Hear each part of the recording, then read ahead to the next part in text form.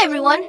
Genshin Impact has already crossed the mark of more than 100 playable characters, with around 75 of them being 5-star units. And because the roster has grown so massively, there simply aren't enough patches in a year to rerun them all individually. To deal with this long-standing issue, the developers introduced the Chronicles banner, a special system where multiple older characters return at once, making it one of the most anticipated rerun formats in the entire game. So get comfortable, today we're going to break down when the next Chronicles banner could theoretically appear, and which characters are the most likely candidates. First, let's remind ourselves what this banner actually is. The Chronicles is essentially a solution created specifically to bring back long-neglected characters who haven't had individual reruns for ages, but with one strict rule: all characters featured must belong to the same region. Archons are excluded since they receive their own dedicated reruns as the symbolic representatives of their nations. Apart from that, the system works like a standard character event banner, but with mechanics similar to a weapon banner. You pick a preferred character,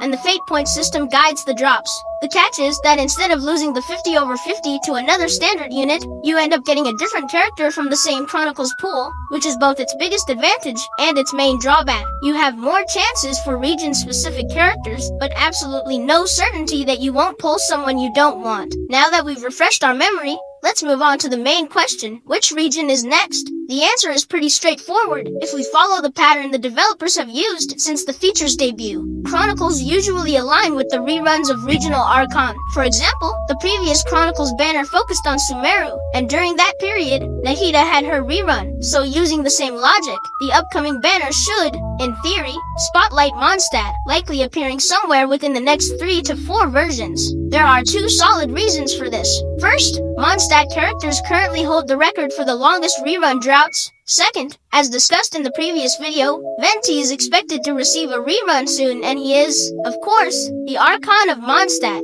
This makes the prediction extremely logical, as it would finally give players a chance to obtain long-awaited characters like Klee, Albedo, Eula, and several others who haven't appeared in over a year. Still, it's important to mention that all of this is speculation, backed by patterns and community observations. It's also possible that Hoyoverse may continue releasing Chronicles in the order of regional story debuts, in which case the next banner would be Fontaine. However, I personally doubt they will choose Fontaine right now, considering how many profitable characters the region has: Neuvillette, Clorinde, Arlecchino, and more. Giving away such high-earning units via a lenient pity format isn't something the developers would rush into. Anyway, that's the full picture. Let me know in the comments what you think about the Chronicles banner overall, and which region you believe will be featured next. We'll meet again soon. You have not enough humanizer words left. Upgrade your surfer plan. As many of you know, our game community has basically split into 2 loud camps over the years. The first are the eternally satisfied players who smile through every update, even when the Primo Gem rewards feel like a slap on the wrist, and the second are the idea factories who always know exactly how to fix the game. Most of us are already used to the never-ending debates between these 2 groups, but lately, it feels like everyone forgot about the third faction, the small, yet thunderous crowd that lights, torches, and sharpens pitchforks the moment someone dares to say anything that even slightly sounds wrong about the game. In other words, the professional overreactors.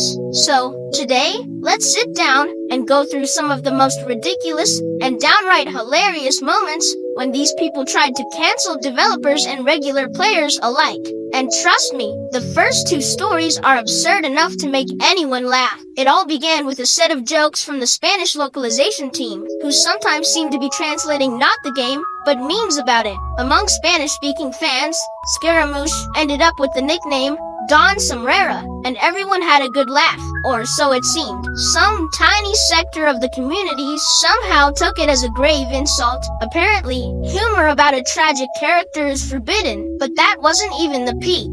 Everything escalated when the Spanish team jokingly called Duran Duristina, and that's when the self-appointed moral police saw red. Their brains didn't stretch far enough to form a rational response, so they simply charged at everyone they could find. Developers, localizers, random players, and even people who had no idea what was going on. These two incidents are, in my opinion, the funniest, because the entire war started over silly nicknames for fictional characters, and just when I thought nothing could top that, another debate emerged, this time over absolutely nothing. In a simple survey where players shared their favorite characters, one person mentioned Rerir, and for reasons beyond logic, the comment section exploded. Suddenly, people were condemning him, and anyone else who liked morally gray characters. Personally, I'm fully on the side of the gray morality enjoyers. They're usually the most interesting and charismatic characters anyway. Honestly, before this, I thought our own community loved to overreact, complain, and get offended at every shadow. But after watching these neighboring communities melt down, I realized we're actually pretty tame. So that's the whole circus. Tell me what you think about all this in the comments. Maybe you've seen nonsense just as wild. And with that, we'll talk again soon.